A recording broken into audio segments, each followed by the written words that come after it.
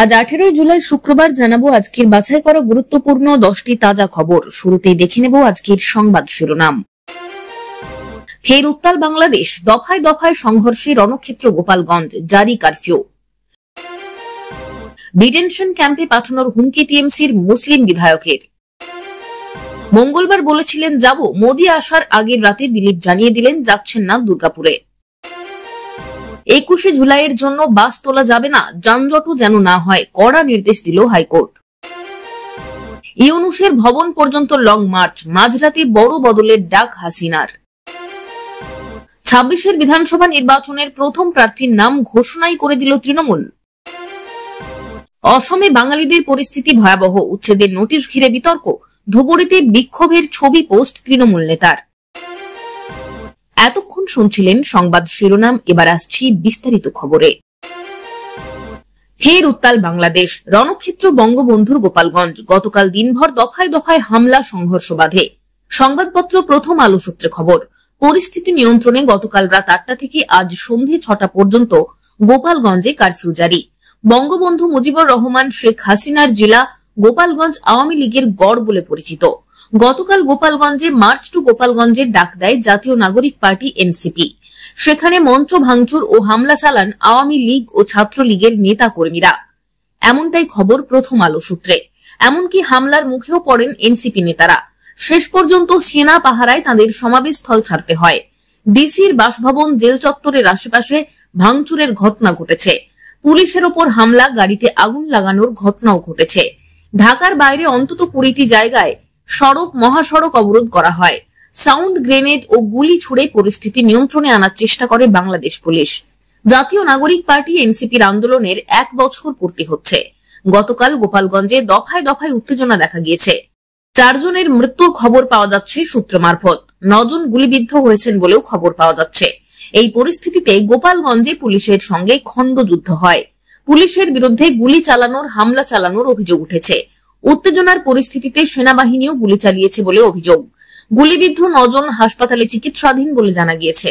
অন্তর্বর্তী সরকারের তরফে বিবৃতি দিয়ে অভিযোগ জানানো হয়েছে যে আওয়ামী লীগের ছাত্র সংগঠনের তরফে এই হামলা চালানো হয়েছে। দফায় দফায় উত্তেজনার জন্য ঘোষণা করা হয়েছে কারফিউ। একসময় আওয়ামী লীগের গড় বলে পরিচিত ছিল এই গোপালগঞ্জ।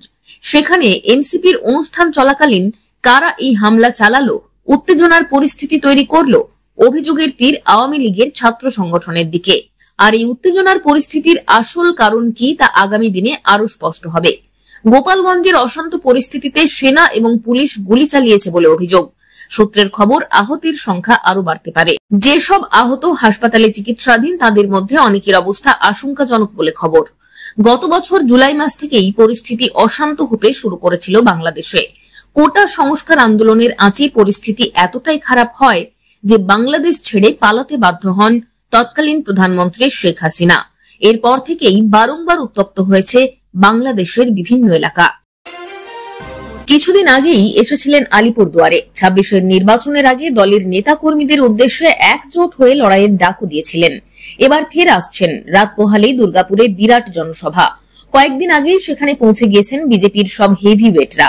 পৌঁছে গিয়েছেন বঙ্গ বিজেপির রাজ্য সভাপতি শ্রমিক ভট্টাচার্য। কিন্তু দিলীপ ঘোষ কি যাবেন? সকাল থেকেই অনিশ্চয়তার মেঘ। যাবেন কি যাবেন না তা নিয়ে ঠিক করে কিছুই জানা যায়নি। তেমনটাই খবর ছিল ঘনিষ্ঠ মহল সূত্রে। যদিও সন্ধ্যাতেই জানা গেল পাকা খবর, দুর্গাপুরে মোদির সভায় যাচ্ছেন না দিলীপ। মেদিনীপুর জোনে সভা হলে যাব জানালেন দিলীপ। পার্টিকে বিড়ম্বনায় ফেলতে চাই না, ঘনিষ্ঠ মহলে বললেন দিলীপ।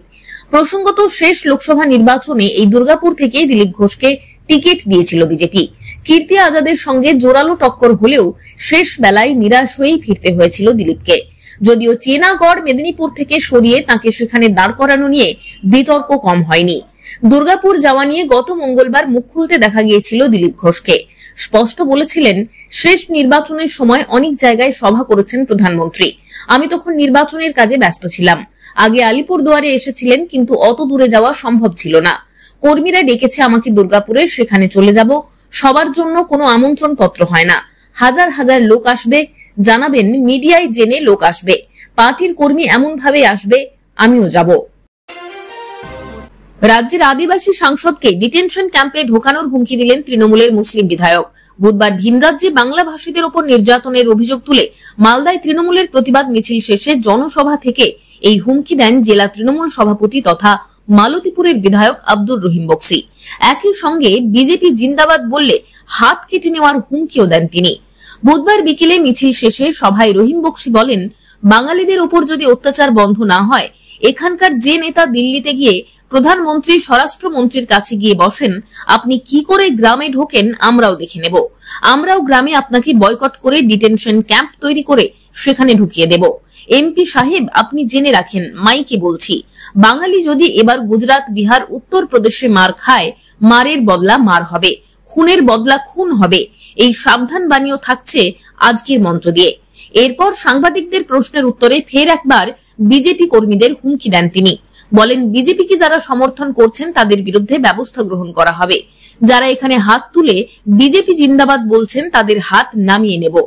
জবাবে উত্তর মালদার বিজেপি বিধায়ক খগেন মুর্মু বলেন, উনি হিন্দু মুসলমান করতে চাইছেন তো?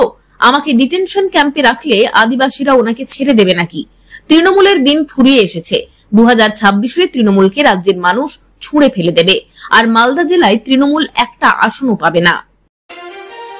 আসন্ন 21শে জুলাইয়ের সভা আয়োজনের ওপর কলকাতা হাইকোর্ট এক গুচ্ছ কড়া নির্দেশ জারি করেছে, যা শাসক দল তৃণমূল কংগ্রেসের জন্য বড় চ্যালেঞ্জ হয়ে দাঁড়িয়েছে। বিচারপতি তীর্থঙ্কর ঘোষ স্পষ্টভাবে জানিয়ে দিয়েছেন যে কলকাতার রাস্তা বন্ধ করে, যানজট সৃষ্টি করে বা বাস তুলে নিয়ে 21শে জুলাইয়ের সভা করা যাবে না।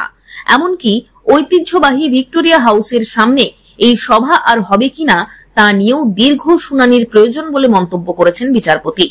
বিচারপতি তীর্থঙ্কর ঘোষ কলকাতা পুলিশ কমিশনারকে নির্দেশ দিয়েছেন একটি মুচলেখা দিতে, যেখানে নিশ্চিত করা হবে যে সভার কারণে শহরে কোনো যানজট সৃষ্টি হবে না। রাজ্য সরকারের আইনজীবী 21শে জুলাইয়ের আগে এই ধরনের মামলা দায়ের হওয়ার প্রবণতা নিয়ে প্রশ্ন তুললে বিচারপতি তীর্থঙ্কর ঘোষ ক্ষোভ প্রকাশ করে বলেন, ছুটি ঘোষণা করুন, মানুষ কতদিন সহ্য করবেন? তিনি আরো যোগ করেন, 21শে জুলাই অফিস যেতে অসুবিধা হবে না, এটা নিশ্চিত করা হোক। অর্থাৎ সাধারণ মানুষের দৈনন্দিন জীবনযাত্রায় যেন কোনো ব্যাঘাত না ঘটে, সেদিকে কঠোর নজর দিতে বলা হয়েছে। ভিক্টোরিয়া হাউসের সামনে সমাবেশ আয়োজনের বিরুদ্ধে কলকাতা হাইকোর্টে একটি মামলা দায়ের করা হয়েছিল, যদিও এবছর সেখানেই সভা হচ্ছে। বিচারপতি তীর্থঙ্কর ঘোষের বেঞ্চ জানিয়ে দিয়েছে যে 2026 সাল থেকে এই স্থানে সভা আয়োজনের ক্ষেত্রে কিছু বিধি নিষেধ আরোপ করে রায় দেওয়া হবে। বিচারপতি পরিষ্কার বলেছেন, এই জায়গায় ভবিষ্যতে সভা হবে কিনা তা নিয়ে দীর্ঘ শুনানি করতে হবে, কারণ এই একটা জায়গায় নির্দিষ্ট একটা সংগঠন সুবিধা পাবে, সেই নিয়ে বিবাদ চলতে থাকবে, সেটা হবে না।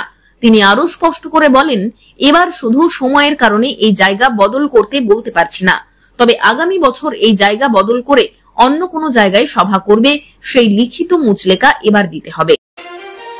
হাসিনার জেলায় দিনভর সংঘর্ষ, ভাঙচুর, কারফিউ সব মিলিয়ে থমথমে বাংলাদেশের গোপালগঞ্জ।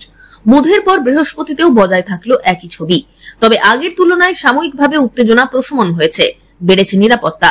টহলদারি চালাচ্ছে পুলিশ থেকে সেনা। তিনি থাকলে পরিস্থিতি এতটা হাতের বাইরে যেত কিনা তা জানা নেই, কিন্তু তার জেলাতেই যে এখন উত্তাল পরিস্থিতি, সেই খবর পেয়েছেন শেখ হাসিনা। বাংলাদেশের বাইরে থেকেও দেশের খোঁজ রেখেছেন তিনি, আবার দিয়েছেন বার্তাও। বুধবার মধ্যরাতে ইউনূস সরকারকে উৎখাতের ডাক দিয়েছেন মুজিব কন্যা। তিনি বলেছেন, যার যা আছে তাই নিয়ে বেরিয়ে পড়ুন। এই মুহূর্তে মানুষকে প্রতিবাদে সামিল হতে হবে। এই সরকার মানুষের রাজনৈতিক অধিকার কেড়ে নিয়েছে, তাই এদের উৎখাত করেই ছাড়তে হবে। তার সংযোজন একটা নতুন দল তৈরি হয়েছে, এনসিপি। সব জায়গায় যায়, চাঁদাবাজির মাস্টার। গোপালগঞ্জে যে নক্কারজনক ঘটনা ঘটালো, এত মানুষ মারলো, এমনকি সেনার যে আচরণ, সবটাই ধরা পড়েছে। সর্বোপরি এদিন লং মার্চ টু যমুনার ডাক দিয়েছেন তিনি। বলে রাখা ভালো, এই যমুনাতেই রয়েছে অন্তর্বর্তী সরকারের সমস্ত প্রশাসনিক দফতর ও ইউনূসের বাসভবন। মাস কতক আগে যখন নির্বাচনের দাবিতে বাংলাদেশে সুর চড়িয়েছিল রাজনৈতিক দলগুলি, সেই সময় এই যমুনা ভবনই ঘিরে ধরেছিল তারা, যার কথা ফের একবার ফিরে এলো হাসিনার মন্তব্যেও। ওড়িশা সহ একাধিক রাজ্যে বাংলায় কথা বললেই হেনস্থার অভিযোগ উঠছে। গতকাল বাঙালি বিদ্বেষের অভিযোগে রাজপথে নেমেছিলেন মুখ্যমন্ত্রী মমতা বন্দ্যোপাধ্যায়। আর এবার অসমের ধুবুরীতে বাঙালিদের উচ্ছেদের নোটিশ ঘিরে বিতর্ক তৈরি হয়েছে। ধুবুরীর 11 নম্বর ওয়ার্ডে বাঙালিরা বিক্ষোভ দেখিয়েছে। রাস্তা তৈরির জন্য অসম সরকারের উচ্ছেদের নোটিশের প্রতিবাদে ধুবুরীতে ক্ষোভ প্রকাশ করেছেন তারা। আর এবার ধুবুরীতে বিক্ষোভের ছবি টেক। আর এবার ধুবুড়িতে বিক্ষোভের ছবি পোস্ট করে আক্রমণ করেছেন কোচবিহারের তৃণমূল জেলা সভাপতি। কোচবিহারের তৃণমূল জেলা সভাপতির অভিযোগ, বিজেপি শাসিত অসমের ধুবুড়িতে এবার বিজেপি ঘনিষ্ঠদেরই উচ্ছেদ করা হয়েছে। বিজেপি ঘনিষ্ঠ বাঙালি হিন্দুদের বাড়িতে উচ্ছেদ অভিযান চালানো হচ্ছে, কিন্তু অসমের মুখ্যমন্ত্রী তার সিদ্ধান্তে অনড়। অসমে বাঙালিদের পরিস্থিতি ভয়াবহ। ধুবুড়ির ভাইরাল ভিডিও পোস্ট কোচবিহারের তৃণমূল জেলা সভাপতির। পাল্টা বিজেপির দাবি, ধুবুড়িতে উন্নয়নের কাজ শুরু হয়েছে, সবাই পুনর্বাসন পাবেন।